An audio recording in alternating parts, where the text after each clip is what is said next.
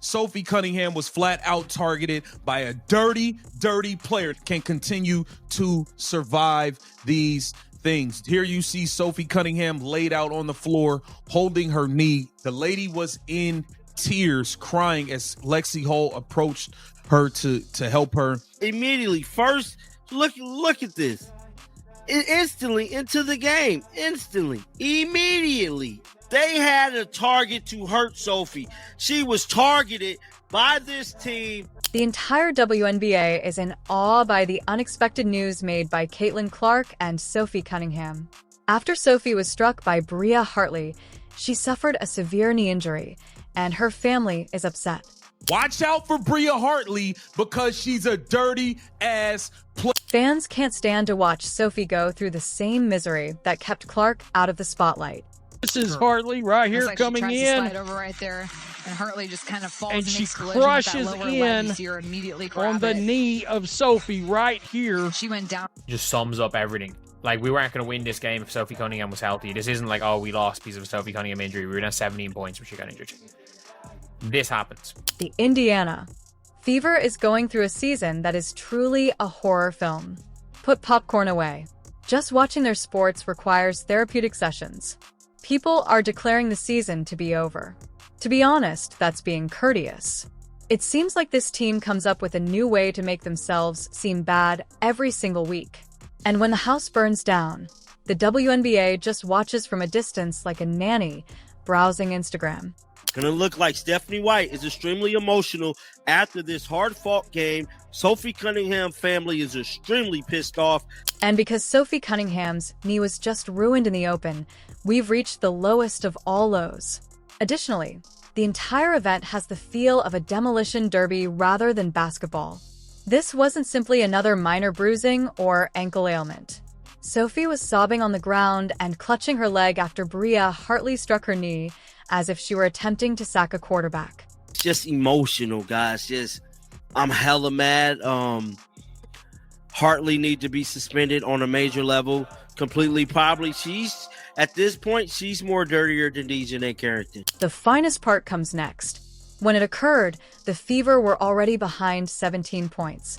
17. They were already being treated like a junior varsity team. After that, their toughest player, the one who is truly displaying some backbone, is eliminated. I'm at a loss for words if that doesn't sum up Season from Hell. They wanted to hurt Sophie. They made it their business to hurt Sophie, and that's exactly what they did, was hurt Sophie, and I'm hella mad. Even Sophie's relatives went online and set the league on fire since the scene was so awful. Social media was inundated with fans criticizing the WNBA for permitting this circus to operate without regulations. How is it possible that in a professional league, elite players are dropping like flies every week, and the officials still act like they're refereeing a pickup game at the YMCA? Was one of the questions you got people asking. Lindsay, Sophie's sister, bluntly advised the league to start on safeguarding the athletes rather than focusing about locating players for remarks. Sophie's sister Lindsay and her mom Paula. At WNBA, maybe you should focus less on fining players for commenting on your poor officiating and more about hiring officials that are able to call a consistent game, protect your athletes. Her mom Paula chimed in too, blasting H. Hartley is a player with issues. Everywhere she goes.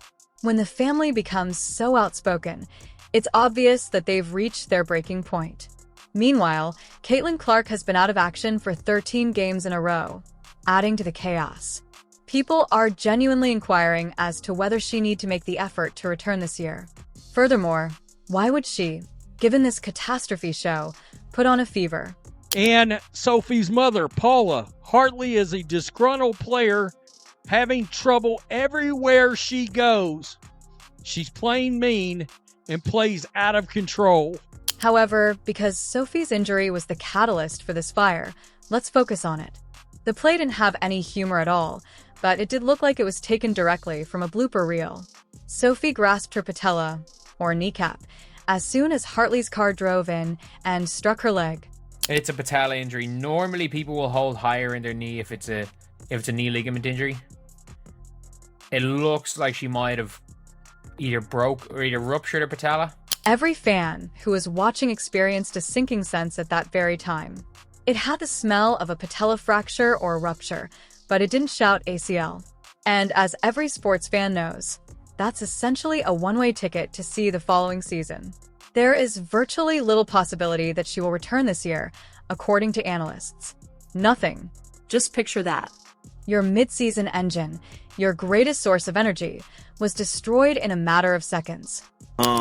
Sophie did not deserve any of that happened to her today, and it is very, very unfortunate, man. And to top it all off, Sophie has experienced injuries before the season. Not at all. This year, she has sustained 2 serious injuries. And you know what? They both opposed the Connecticut Sun. Both. That eventually ceases to be a coincidence and begins to resemble a pattern, doesn't it? You get the impression that the basketball gods are simply pointing at the Fever and declaring, you're cursed. Sophie had been the best mid-season addition of the Fever, so the family's wrath makes perfect reason. Sophie Cunningham out for the year. How can this team continue to survive? We bring in Ari McDonald because of injuries, and who would have thought? Caitlin Clark would be out most of the year. Sophie Cunningham will have a season-ending injury. She was more than just a regular player. She was in defense. She was intense. When no one else on the roster would even attempt to defend Caitlin Clark, it was she who was promoting her. That's all gone now. This is where things truly start to go wrong. Let's talk about Bria Hartley, the WNBA's very own villain of the year, if you believe Sophie's injury was merely an unfortunate accident. I mean, Hartley's card would have a caution label on it if the league had trading cards. I told you guys this girl was a dirty player, and that's all she did today was show how dirty she is. This is unfortunate. I don't know how the Indiana Fever... Because of their terrible reputation, fans really foresaw this. It's not an isolated incident. This is a chaotic highlight reel. She grabbed Angel Reese by the ponytail earlier this year as if it were WWE SmackDown. She grabbed Rebecca Allen by the head and threw her to the ground just a few days before Sophie collapsed. Numerous cheap shots and multiple ejections. She seems to be preparing a CV for the title of Dirtiest Player Alive. She is a dirty, dirty player. She pulled Angel Reese out of air by her ponytail. Angel Reese is ready to fight. Just last game, I think 2 days ago. Critics aren't merely making fun of you. They blatantly claim that Hartley targets athletes, that she deliberately destroys people's careers. And are we really meant to declare them incorrect in light of what we just witnessed happen to Sophie? This athlete has a reputation for being as filthy as the restroom at a gas station. Sophie Cunningham then makes direct contact with her, causing her knee to rupture. How many occurrences must there be before we label it as such? She has already been named the league's dirtiest player by broadcasters, ranking her right up there with Dani Carrington. Additionally, fans feel certain that Sophie was the target. Not even her family is dancing around it. Hartley plays out of control, they remarked bluntly. I don't know if it's her knee. I don't know if it's her Achilles, the way she was kind of dragging her foot. I don't know. But Bria Hartley has had dirty plays all season. But you got to know who we're talking about. Let's take a moment to ask the obvious. In all of this, where the hell is the WNBA? The suspensions are where? Where is the responsibility? Protecting the remaining players is the one thing you must do when your league is losing stars one after another. Rather, there is a situation where individuals are requesting that officiating culture be investigated under civil rights laws. An inquiry into civil rights in a basketball league. That is how absurd this has become. Fans are horrified, not just angry. They witness a league where dirty players run amok, risky plays are dismissed, and officials would be unable to oversee a church league game if their lives depended on it. Reality, because she is somebody's daughter. She is somebody's sister. And this is just unfortunate. And those of you who don't think a civil rights investigation need to be brought upon this league is tripping. This civil rights investigation. And that's why Sophie's injury is so much more significant than just another player suffering a setback. It's more than simply her. It has to do with the WNBA's creation of an atmosphere that made this unavoidable, where there is no real discipline for a player with Hartley's rap sheet, and they may continue to play week after week. Where the referees gaze into space as Sophie Cunningham, the only one prepared to fight for Caitlin Clark and give the Fever energy, breaks down in tears on the parquet. And the Fever were already behind by 17 points while all of this was taking place. This team is already demonstrating once more how opposed they are to playing quality basketball. Do you think the refs called any fouls? No, they didn't. These refs are clowns. These referees are clowns. Good figures, but not at all dominant. Furthermore, solid is insufficient when your team is a trash fire. Natasha Howard contributed 9 rebounds and 18 points. But once more, there was Lexi Hall, who scored a huge three-pointer and pulled down a crucial rebound late in the game. That may sound good, but you have to keep in mind that she was offensively invisible for the other 90% of the game. Ultimately, the game revealed the truth. Even though the box score appears respectable, Mitchell or bust was the choice. Lexi Hall hit a big three that was the dagger at the end. Aaliyah Boston, 7 of 13, 14 points, 13 boards, a double-double there, added 5 assists. Everything you need to know is revealed by the final score, which was 99-93 in overtime. Although it appears in the win column, does anyone genuinely believe they have won? The Fever required more time to defeat one of the league's worst teams, losing Sophie Cunningham in the process, and barely made it. When the receipt has a caution label on it, it's a deal rather than a win.